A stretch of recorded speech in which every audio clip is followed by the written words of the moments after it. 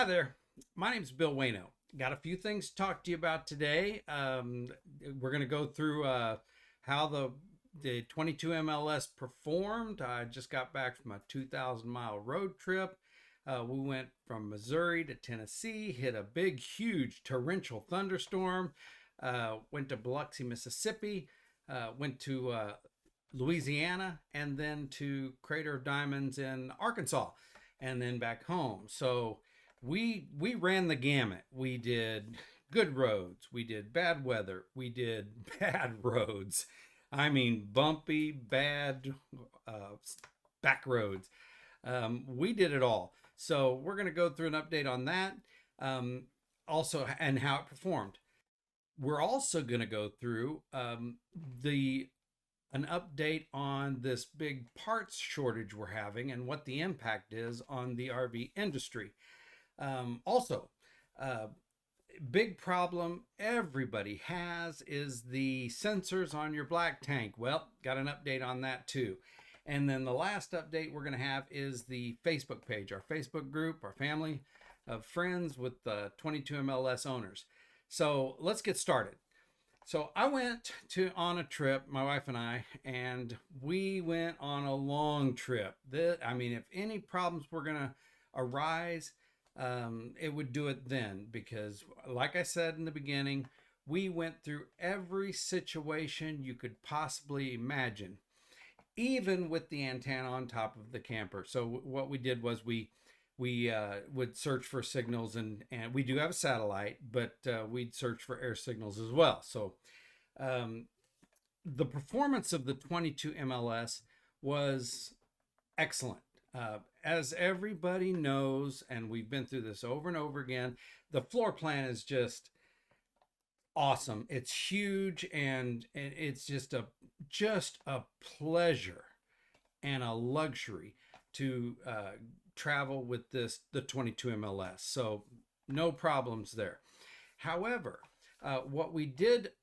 what I did realize was, after you go through and it's bumpy, you're going down the road so many miles.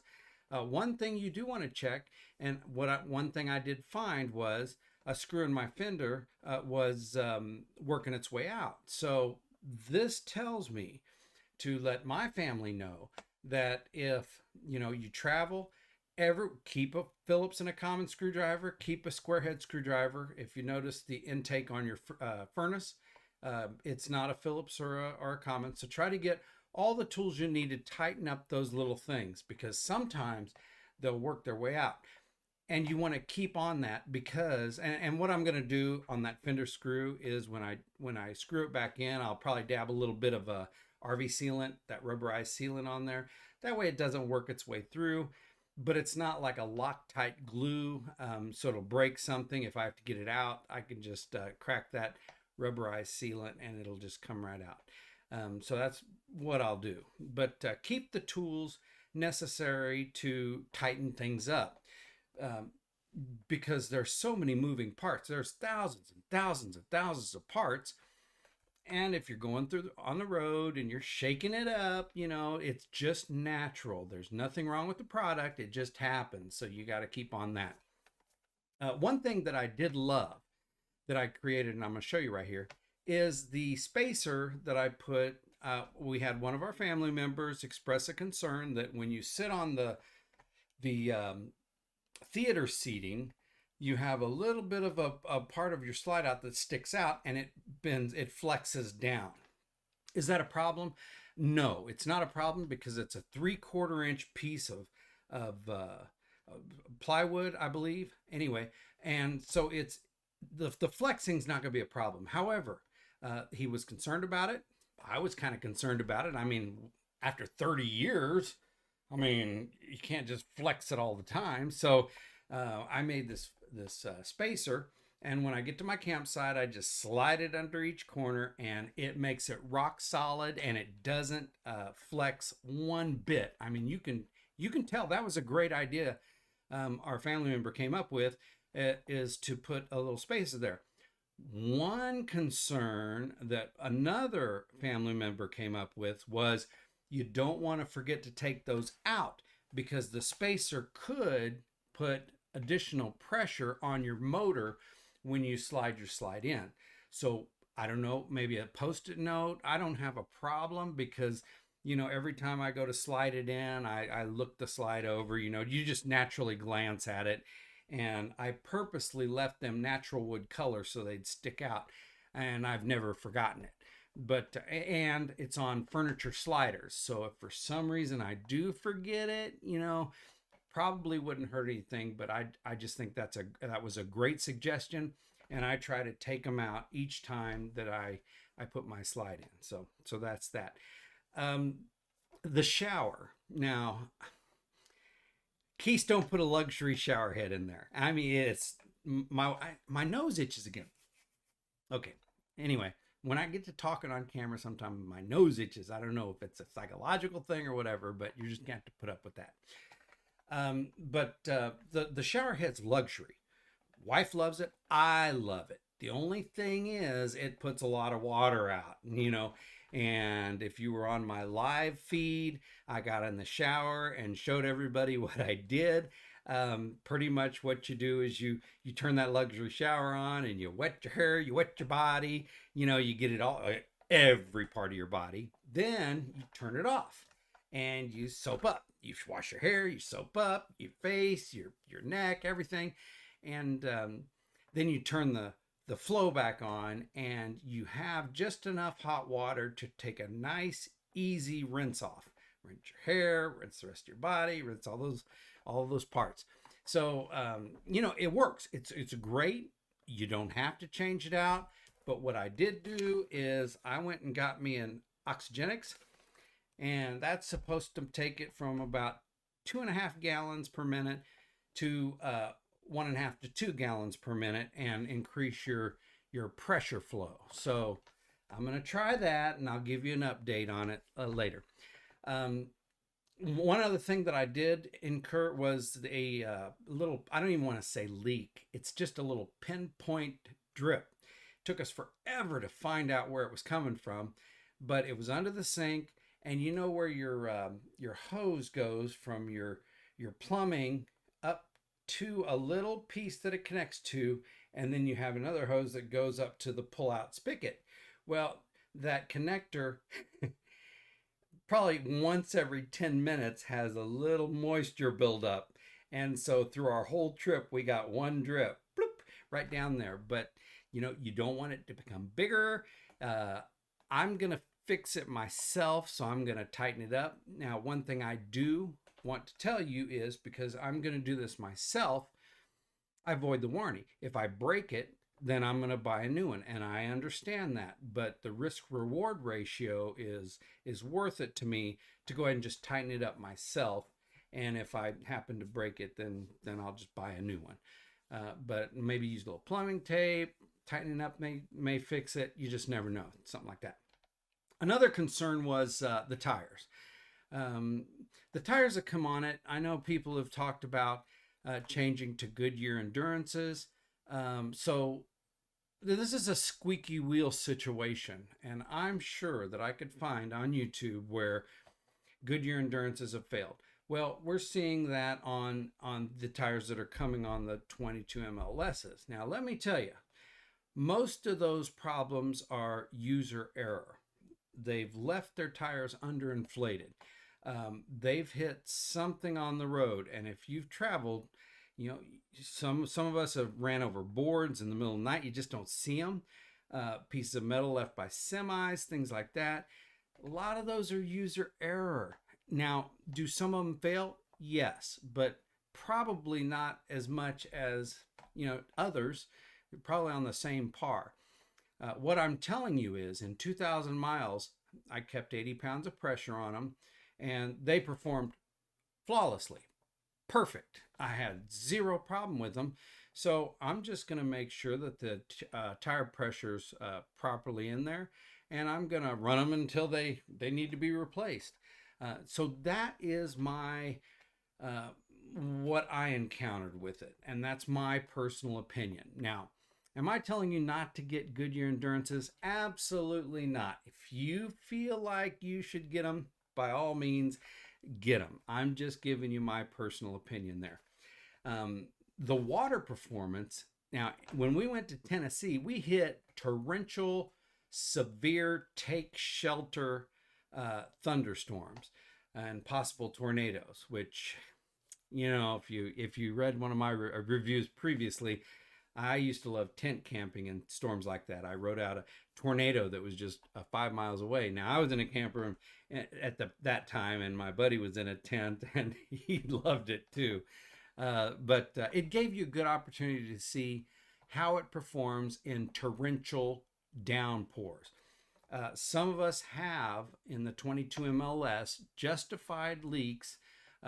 These things are put together by human beings, and sometimes they need to be addressed. So I get it. There may be a seal or two that needs to be reinforced, but my personal 22 MLS flawless. There wasn't a drop, stayed bone dry. As a matter of fact, I'm going to share this with you, and that is through all that wind. And when we got home, the same cell went through Missouri, and our barbecue grill was at the middle of our deck, and we have a huge stainless steel barbecue grill. The lawn furniture was moved; all the covers were blown off of them. It was just a really strong situation. Now, did we feel it in our camper? No, it didn't shake noticeably, and here's why. First of all, Keystone gives you those stabilizers you put down. They're not levelers, so don't try to do that or you'll bust them. You level it off. This is in another review. You level it off side to side, front to back, and then you put your stabilizer pads underneath your stabilizers, and then you lower your stabilizers. That's what they do. They stabilize. You just hit the ground and then give it another little inch or two to take some of the pressure and stabilize it. So that's very important. That's why I took so long on that subject.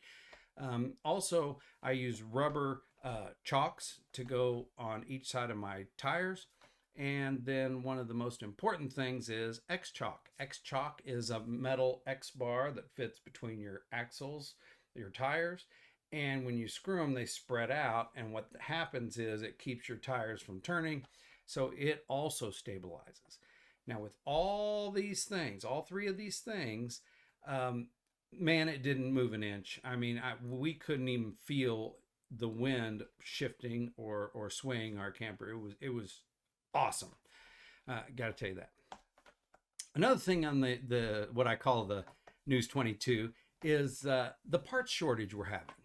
Now, we are having a part shortage. I'm not going to put this on YouTube. My nose itches again. Anyway, I'm not going to put this on YouTube just yet. I'm going to release this to the 22 MLS people and my family here on my Facebook page. And the reason is I need to tell you something. There is a parts shortage, putting an immense amount of pressure, in my opinion, on Keystone's manufacturing. I mean, they're just under so much pressure. We got to give them kudos.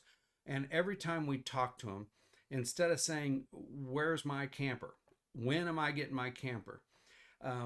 We just have to acknowledge that they're just going through a massive amount of pressure to try to get these out. Don't forget, they make 10 to 11,000 campers a year. And their main bread and butter are their fifth wheels. And so now they have to make 22 RBS, which is their top seller, the 22 MLS, which is going to be their top seller. We are right on their heels. And I got to tell you, it's a no-brainer that this thing's going to surpass the 22 RBS, in my opinion, because it's just that awesome. But if you're one of the lucky few that have these, I think they came out with 135 starting out. So we have 118 members. So we have a majority of the owners right now, the physical owners in our group. But if you've ordered them, you're going to need to have patience. What I think is our trade relationships with China although they rely on us for our money, is bending. Is There's tension. We also have a cargo ship that's blocked in a canal that they've described on the news as the world's largest traffic jam. So that right there, that's going to have an impact on whether we get our parts or not. And my nose is itching again. Okay. So that and COVID-19. COVID-19, if you're a manufacturer and somebody in your line or somebody in your company tests positive, you have to shut down the whole thing. So this is like the and an unprecedented desire for social distancing and campers. Everybody's wanting them at once. So it's the perfect storm. I mean, our Keystone, they're angels for just keeping at it, and things are knocking them down. It's like David and Goliath. They just keep getting pounded by things, but they're pumping them out, and they're pumping them out in an extremely high quality. But it's going to backlog things a little bit. We're going to have to wait patiently. They're putting all their parts in these new construction. And so we're finding out if something goes bad, not necessarily Keystone, like we had a member that had a refrigerator with some issues. That's not Keystone. That's the refrigerator manufacturer. They're also having a hard time getting parts. So the whole perfect storm, we just have to have patience. So this is what I'm telling you. You don't need air conditioner condensers. You don't need 15 amp fuses. You don't need spare parts that you might. You don't need the little relays that go into your in command. I don't. I order them anyway right now because I have to wait. So I've been getting these things in. They're cheap. I mean, relatively, if you're talking about a $15 relay, or you're talking about a $30 air conditioner condenser, order it now. Now, if this went to the public, you'd have 50,000 people trying to order them. You'd never get them. But this is going to the 22 MLS family, and this is what I'm telling you. Quietly start ordering little things that you don't need. You can afford to wait 2 or 3 weeks, a month, because you don't need them. But when you do need them, you need them now. Am I right? Or am I right? Or am I right? Or am I right? But anyway, that was from Groundhog Day. But yeah, I mean, just start accumulating your spare parts now. And I'm just telling this to 130 or 118 of us right now. So it won't hurt the industry if we all just start trying to get those little spare parts. One other thing is the black tank. The black tank. We've all had this issue if you're a seasoned camper, and that is the sensor. Even though it's empty, it's reading half or 3/4 or whatever. Now, here's what I did. And this is fantastic. Works perfect. Now, I clean it out 3 different ways. Number 1, I use this piece that it goes down into your toilet. And so you put your foot on the pedal and it opens up that flap, right? Then it goes down into the hole. It doesn't hurt your seal because it's designed to do this. And the hose connects to it and it shoots water down there. And let me tell you, it fills that black tank up in less than 3 minutes. 3 minutes. So if you've ever been to a dump station, there's a whole line of people sitting there waiting for you, and you're using the wand or the one that's inside the tank. It takes forever to clean out. This is a great way. You got to be at a full hookup site, but because I just put clean water in there. But yeah, you put it in there, fills up. You can just flush it out. I flushed it out 2 or 3 times in less than 10 minutes. Then what I do is I go out and I hooked the hose up to the blaster. Now, when I fleshed it out, I got to tell you, lots of stuff came out. I'm not going to describe the stuff, but you get it. I mean, lots of stuff comes out. Then you go to the blaster, and how I know this works differently is I'd leave it on there for 2 or 3 minutes, and I'd stop the flow, and stuff started coming out as well. So I got more stuff out. After that, I unhooked from the blaster and hooked it up to my Keystone clean out, the one on the side of your camper, and a lot of stuff came out of that. The reason why I'm telling you this is these three things: you release your black tank, and then you close it, and you fill it up with the top down, the part that goes into the toilet, and 2 or 3 times, man, you'll see a lot of stuff come out. Then you'll go to your blaster, and you'll turn that on, and a lot more stuff will come out. And then you'll hook it up to your camper and let that wand or that sprayer clean it out, and a lot more stuff will come out. And after that, I filled it up one more time, and it was crystal clear. Now, I'm not going to put that water in a cup and drink it, but I got to tell you, it is clean. And the sensor, it read 0. And so I know that it's completely clean. So that's neat. Back to my trip, when I did the 2,000-mile journey, I found some really cool stuff and some Louisiana hot sauce that you're gonna have to give it. If I ever see one of you, try to keep this stuff in the camper, and I'll let you try it. But in Arkansas, blueberry pecan honey butter. Blueberry preserves. Now, when I look for preserves, I look at the labels, and I make sure there's just pectin, blueberries, and pure cane sugar and citric acid to keep the color, and that is it. That's the only ingredients in here. No corn syrup, no nothing. So why am I saying this? I'm saying this because all of us 22 MLS owners, when you see little stuff like this, pick it up, because we're going to have a get together, and we can open these things up, and we can let everybody try our stuff from all over the country. I think that'd be fun. But the last thing I'll talk about is a Facebook update. Let's see, our Facebook update. Where's my info? Here it is. So our Facebook update. Our membership is up 66% within the last 28 days, which is great. We are going to start filtering a few out that aren't activated or active or non-responsive. They were just, clicking. Maybe they finished their research. I don't know.